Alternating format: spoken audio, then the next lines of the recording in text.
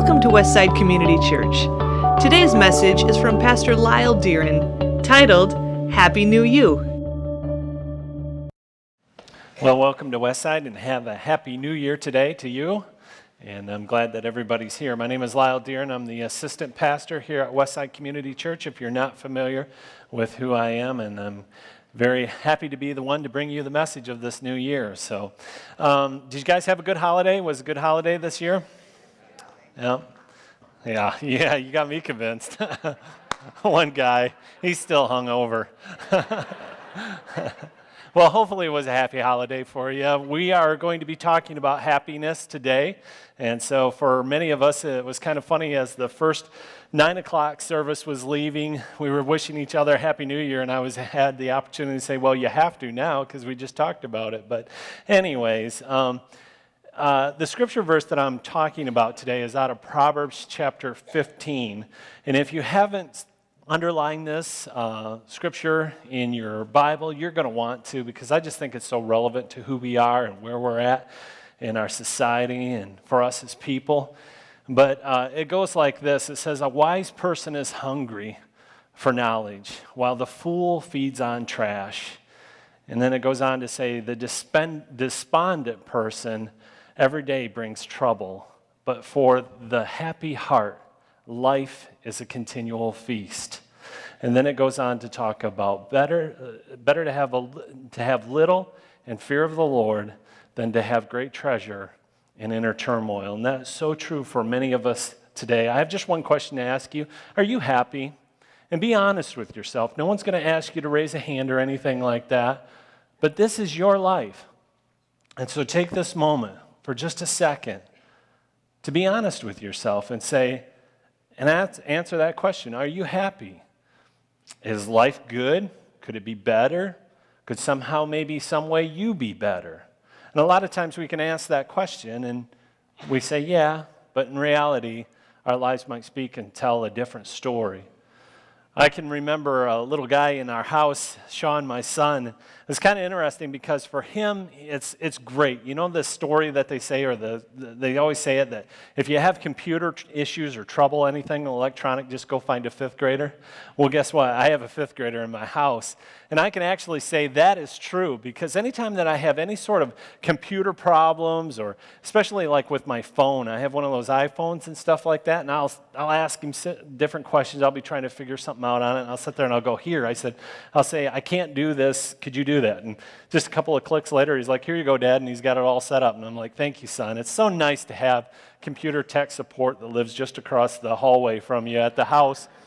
The unfortunate thing is he has to get on the bus at 8 o'clock every day. But anyways, when he was a little kid, he was kind of like a little marvel, because the thing about him is that we would play video games. You know, I raised my kids right, and so we got them video games, and we're playing a video game. But before we play it, it's him and I, quality father-son time, you know. And anyways, he would set up the game for us, and he couldn't even read.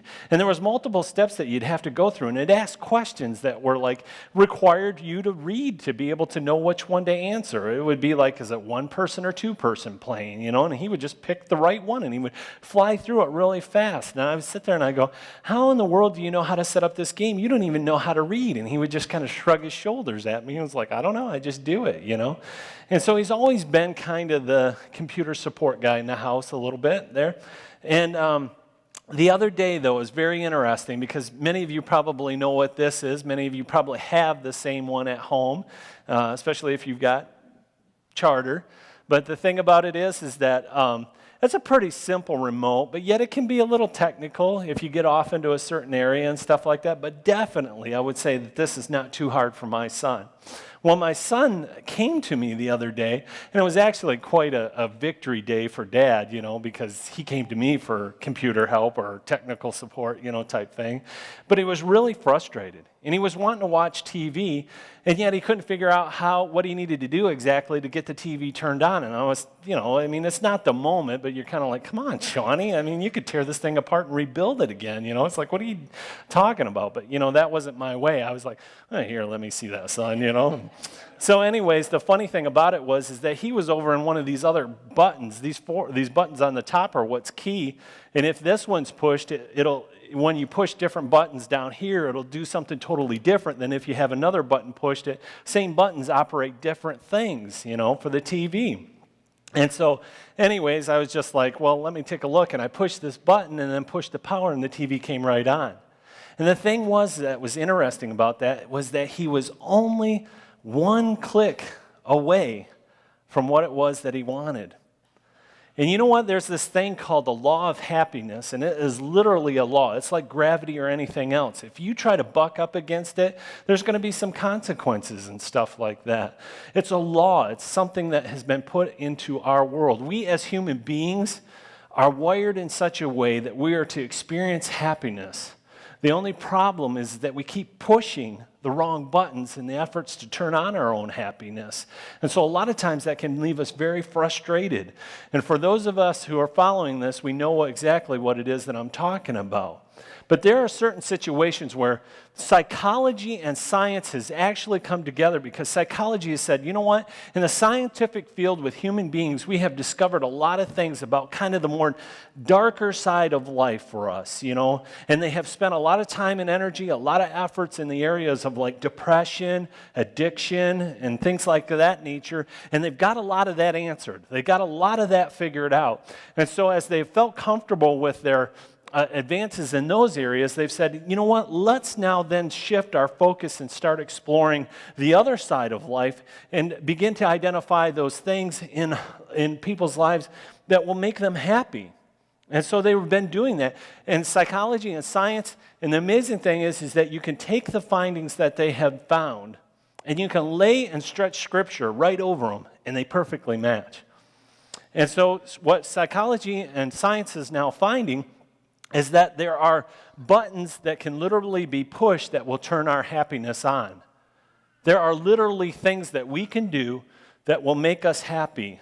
And some of those things that we can do is that when we are properly turned on, there's some great benefits that we as people begin to experience. And some of those benefits is that biochemically in our heads, when we are happy, there are chemicals that release in our lives that produce benefits that allow us to actually live longer, to be healthier, to enjoy better relationships with other people, to experience a day that is brighter and more fulfilling and full of potential. If we are happy, we begin to look out at life like that. You know the expression, someone will sit there and say, boy, the clouds just seem a little fluffier today.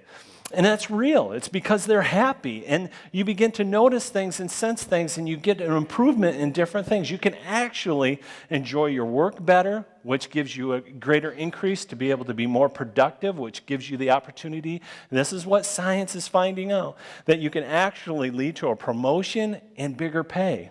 This is what science is finding out. These are some of the benefits that we have if we're properly turned on and we're happy people.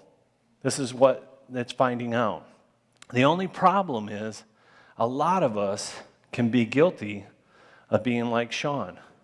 We're pushing all the wrong buttons in effort of trying to turn on our happiness. And all the while, we feel like we're only one click away from that happiness in our lives.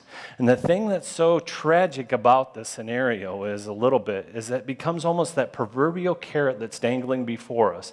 It's always just one step out of reach. And so for a lot of us, rather than recognizing and saying, hey, wait a minute, the road that I'm going down isn't paying off like I thought it would, we always feel that it's just one more click away or just one step or just one more reach. And we're always continually grasping and trying to get for it, but yet never achieving our happiness. And it never produces like we think it will. And there's other things that it causes for us. And what it causes for us is that we can fall prey to believing in what I call the if-onlys. And it's actually a statement that goes, if I could just, and then there's a blank, then I would be happy. And we're supposed to fill in the blank. Now, the problem with this whole deal of me standing up here and preaching this morning is a lot of times that's where I live. I'm that guy. And so sometimes I feel very unqualified to be able to speak about this today because for me, I'm always constantly thinking about that. I'm always operating like that.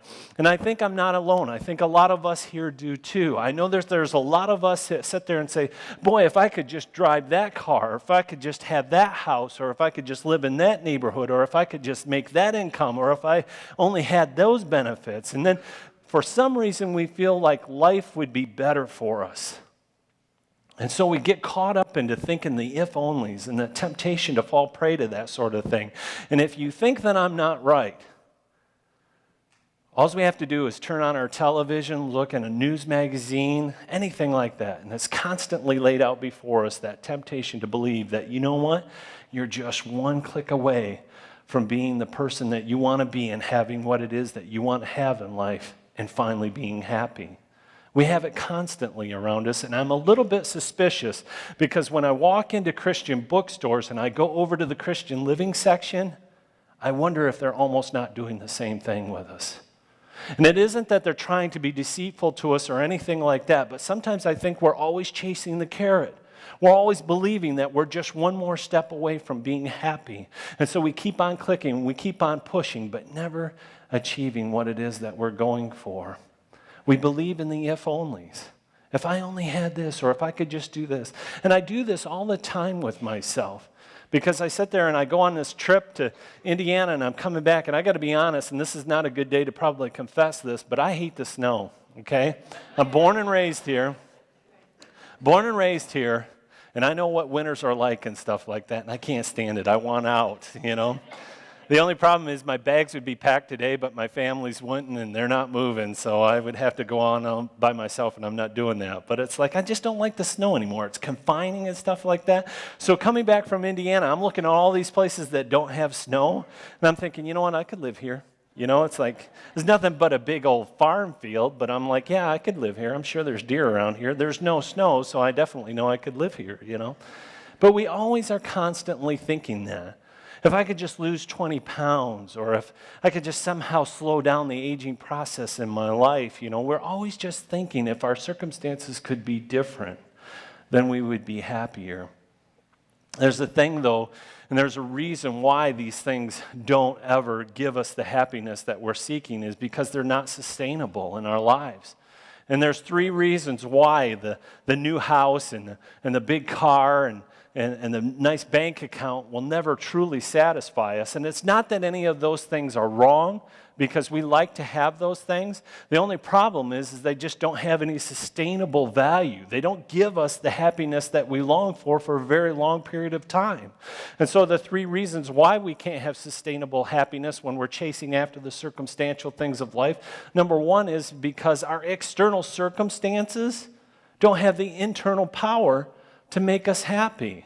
They are states that we find ourselves that are outside of ourselves. I mean, 20 pounds, yeah, you can lose 20 pounds, but then you can gain 50 pounds. Is your happiness really based and dependent upon that? A lot of times we've seen what happens with finances when we think about our finances. It's sometimes here today, and then all of a sudden, in circumstances beyond what we can control, it's gone. It's gone. And talk to some people where they've had that happen. Those are circumstances they couldn't control. And if they're basing all of their happiness upon that, all of a sudden their happiness is washed away. It's gone. And so we need something other. And it's not that, hey, I like a new car too. I like a new house. But it's just the fact that it just doesn't have the sustaining power to make us happy for very long. And the second thing is circumstantial happiness just doesn't last. It doesn't have the power, but it doesn't have the ability to last long. It's got a short shelf life. It's like your milk, you know. You got to use it up pretty soon because it's going to go stale after a while. And have you guys ever experienced this? And this is so true, and I can relate to this so much. But there are set points in our lives as to happiness. It's much like the thermostats at home. You know how you set your thermostat at whatever, it might be 70, 68, or whatever it is that you set it up. And so when the temperature, it comes back down to 62, or let's say 68, it'll come down to 62, and then all of a sudden you feel the furnace kick on and the heat will rise up, and then a few minutes later, all of a sudden you're getting that chill again, and all of a sudden you hear the furnace kick on, and you have that fluctuation of heat. It goes up and it goes down. Well, we also have that when it comes to our happiness. That is why when we do get to drive home in a new car, we do feel pretty good. There is a level, there is a sense where it does bring happiness to us. But then once again, that happiness is up here. Suddenly that new car becomes the middle-aged car than the old car, and it's time to get another new car. It's not the car that it once was, is it? It's starting to have some repairs and different things like that, and you're just not so happy with it anymore. You know what that's called when we do that? That's called our hedonic treadmill, and it's after the word hedonism. Hedonism is the search or the pursuit of pleasure. And so when we have that rise and that going up and that going down, and that is why when we have things in our house that we once used to die for, we would like sell the kids and give our right arm for it, that we had to have, all of a sudden now it's sitting in the basement or in the corner of the garage just taking up space. That thing that we used to have is because we experienced that. We had great pleasure when it was new or when we first had it. We can do this with hobbies. We can do this with a lot of different things. But then all of a sudden it kind of comes back down again. And so there's this continual rise. And the problem is that if we get caught up in chasing our circumstances and making us happy, is that it almost becomes like chasing the fix or chasing the high for people who maybe are addicted to drugs. Because a lot of times we get into this repetitive mode where it's like all of a sudden we're looking for the next thing that's going to make us happy, and none of those things ever do because they were never meant to make us happy. And the happiness that it brings is not very strong, and it doesn't last for very long. And so we constantly feel that we're going up and we're going down. We're going up and we're going down. And I hope I'm not the only one in this room that has experienced that and knows exactly what I'm talking about. But we find ourselves, and you know what? We live in a culture that's obsessed with that. We chase after that all the time for our circumstances. And the worst thing about it is, this is the third thing, is that when we're chasing after the things that don't have the power to make us happy, we're ignoring the things that do. And there are things out there that are supposed to make us happy. They've been put in place, and God desires for us to experience those things, and He wants us to have those things be a part of our lives, and He wants us to be happy. And yet, all the time, we're chasing after the things that don't make us happy, and so we'll never get the privilege of being able to experience the things that do make us happy. And I think that's one of the saddest things about this whole thing. There is a mathematical makeup to our happiness. Okay, I know now what doesn't make me happy. What does make me happy? Well, there's a lot of things, and this is just the beginning of it. But the mathematical makeup of our happiness is simply just this. The first 10% is our circumstances. Those are not bad things. New houses, new cars, if in the right perspective, in the right position in our lives, those are good things. Those do make us happy, but they're circumstantial. To lose 20 pounds, especially at this time of the year, will make a lot of us happy, But the thing is that they don't last long. And that's why sometimes when life is going good, we get this little good feeling in our life. We tend to walk a little higher or step. It's like we feel good. And then when life kind of takes a little bit of a downturn, we feel a little bit bad. That's our circumstantial happiness. It's only 10% of what makes us happy in life.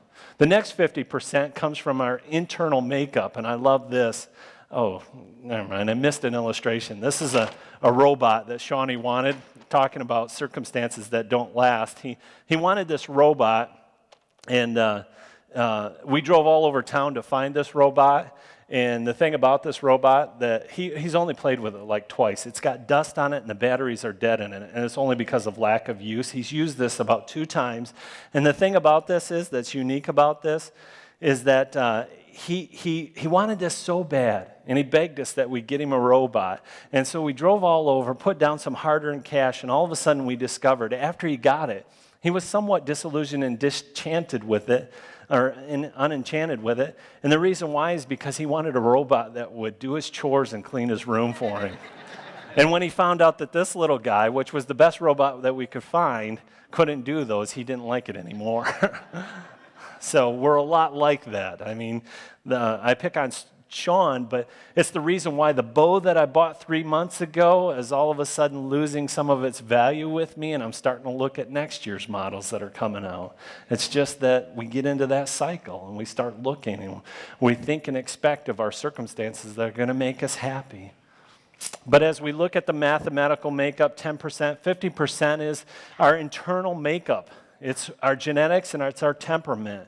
And this is kind of an interesting thing. You can do this at family time, and you can, it's a great evaluative tool for us. But we could go in the nursery right now. I guarantee you there's a little guy in there. His diaper's full. His pants are wet. He's got snot running down his face if Miss Jennifer will allow him to stay in there. Matter of fact, if he's got snot running down his face, he's not going to get to stay in there for very long. So he's got that going against him. He might be hungry. It could have been a while before he had a bottle. Maybe nobody is paying him much attention, and all of a sudden one of the other kids, not meaning to, comes by and knocks him over accidentally. And he kind of gets up and he just kind of He just kind of smiles and he's all happy. And if you were to see that, you might look at him and see what his reaction is. And he might just look at you kind of shocked at first. And then he just gives you a little giggle and a laugh and he's just happy about it, It's like there's not much really in his world that's going right. But for him, he's happy, he's fine. And then you can have another little guy where his diaper's changed, he's dry, he's well-fed, he's got not one but two people that are assisting him and helping him and loving on him and stuff like that. He's got all the toys in the world next to him, and they're trying to pacify him and make him happy, but nothing they do will make this little guy happy. And it's not that he's not colicky or something like that. It's just his temperament. And we know people like that, don't we? We can go over there and we can observe that in the nursery. But guess what? We can also come into this room and we can discover that not much is different between the nursery and here. Because there are those of us who have gone through some circumstances that have been very difficult. Life is not great for them. Matter of fact, they've experienced some messes and some bumps and some bruises. They're a little hungry for some things that life might be able to provide them that would satisfy them. But yet they're still happy. And then there are those of us where life is really pretty good. We really have nothing to complain about. But yet we're miserable because we feel like nothing in this world is right. I made a comment, and I think it's got me into trouble, possibly, that 9 o'clock crowd, you can't trust them. I mean, you say stuff in here, and they just go out and they blab it out there. But I know you guys are different. I can trust you. But one of the things is that my wife is extremely happy. She was having computer problems today, and after she got done dealing with Ted about it, he was helping her out and showing her, she was still smiling. I can't stand that about her. She's like, well, if it doesn't work, I'll come back and I'll see you. And I said, you know what, Ted, that's the difference between her and I. If that was me, I would have had blood seething down my teeth. And I go, if it doesn't work, I'm coming after you. It's just like she's happy all the time. She has computer problems and it's no big deal. I have a hangnail and I think the world's falling apart, We can be like that in our lives. And then the last thing, that's the 50% of what is in our lives, but the last thing is the 40%.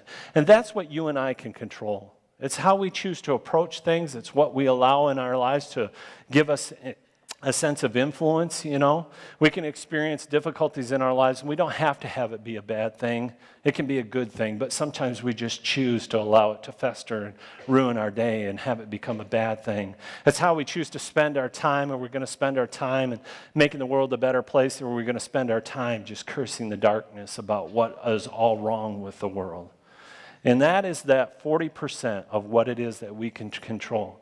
So the happiness in our lives is controlled by us in a large part. It's our temperament, and there's not a whole lot that you can do with it, except for that you can evaluate it. And if you know that you're prone to be an Eeyore, then you can then take the 40% and begin to work against it and apply principles and practices that say, hey, you know what? When I'm tempted to feel downtrodden about life, I'm going to apply this so that I know that, you know what? And it's true, if we're around our family and stuff like that, we can kind of tell. Is our family happy? Or do we got some uncles and aunts and different people that are genetically made up of our own selves that are happy and miserable and stuff? And we know that, you know what? That might work with us too. And so we can be sensitive to that by looking at our own families. But the choices are up to us. The only question that I have, though, is simply this. If our circumstantial happiness, that 10% in our lives that we're constantly looking to, doesn't work, then why are we spending 90 to 100% of our lives focused on it? What is there in life that we could be focused on? Why are we so tempted always to believe in the if-onlys and cause our focus to be there? Why isn't our focus on some of the other things that do make us happy? What's going on there that we as a people do and operate and think and feel that way? Why do we do that? Why do we do that always, it seems like, for a lot of us? And it's because we're tempted to believe the if only. We believe if we keep pushing that one more button, we're just one click away, just one more. You know, that carrot's right there. I can just, one more step, I can reach out, I can grab it. And so we find ourselves constantly on that treadmill. And I think the story that exemplifies it the best for us is found in Genesis chapter 3. And many of us know what Genesis chapter 3 is all about. It's about Adam and Eve, and it's about God and how God had created the perfect man and the perfect woman, and he had set them in the perfect environment. It was called the Garden of Eden. And God gave them one instruction. He said simply this. He said, enjoy everything. Everything that I have has been created for you and for your pleasure. It is good. Partake of it and see how good it actually is. And so they did. They began to take a part of that. And the funny thing about that is God never told them that, hey, when you eat of that fruit, you're going to find it to be extremely delicious because I have placed select taste buds intricately on different parts of your tongue so that when you taste it, you'll find that to be extremely awesome. And when you eat that, all of a sudden your brain will all of a sudden kick in and it will register that what you've just ate is really good and that you really like it and it really pleases you.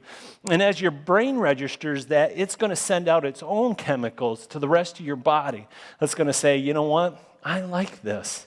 And as a result of this, I'm extremely happy. That's the one instruction that God had given to him. But the thing is that God usually never tells us the details like that, does he? But God knows what it is that he's doing. And so God also gave them, though, one warning. And the warning was this. He said, don't eat of the tree that's in the middle of the garden, because if you eat of it, then it is the tree of good and knowledge, and you'll know what is right and what is wrong.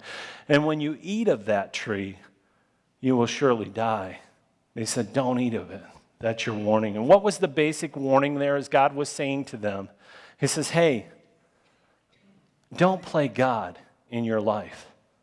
Don't think that you could be like me, knowing how it is that I've created you and that you know what is good for you and what isn't. The thing is trust me as God in your life that I know what those things are. And let me do my job of providing those things for you. And then you do your job of enjoying them. That was the warning that God had given them. But we know then what happened after that, don't we? Was that the serpent came, and he came to Adam and Eve, and he tempted them, and he said, you know what, you can eat of that. You won't die. You'll become like God. And Adam and Eve had taken part of that fruit, and when they found out that they were suddenly disconnected from God and the life that he had designed for them. And they become sadly disillusioned with the environment that they now found themselves in. And the lesson for them in that was that when they were pursuing the things that didn't have the power to make them happy, they lost out on the things that truly did. If Andy and the worship team will come, I think the thing that we need to take away from this is the challenge for us is to not only heed the warning and to learn the lesson, but also to accept the challenge and to live life in the way that it was designed to be lived by God. And when we do, happiness will follow. And I think for many of us, we struggle with this. I know I do. I struggle with this because I'm always tempted to believe that what God has provided for me isn't quite enough. At the beginning of this message, I asked you one question. Are you happy? Do you know that you're happy? Is life good? Could life be a little bit better? Could you be a little bit better? And the only one who can determine that is you, because this is your life. And the only thing that I know is that I know that God desires for you to be happy, because that's the way He made each and every one of us. And so for this next year, in 2012, if you're not happy now, I hope you begin to discover the things that you need to do in order to become happy, and that you'll find that you're a happier new you. I've talked a lot about some of the things, and I kind of left you hanging, but most of what I've talked about has come out of this book, and it's a book called The Law of Happiness, and it's by Dr. Henry Cloud. This book is available online, not with our church. You have to go outside, Amazon, CBD, they'll have that. Some bookstores in town might have this, but he prescribes, off of what I've talked about, the things that will make us happy. We also have a life group that's being provided that will discuss this, but you don't have to be a part of it. But I encourage you, if you want to know more, buy the book and discover the happiness that God always wanted you to have. Thanks. Thanks for joining us at Westside Community Church. We hope to see you next week at our 9 or 11 a.m. service or our evening service at 7 p.m.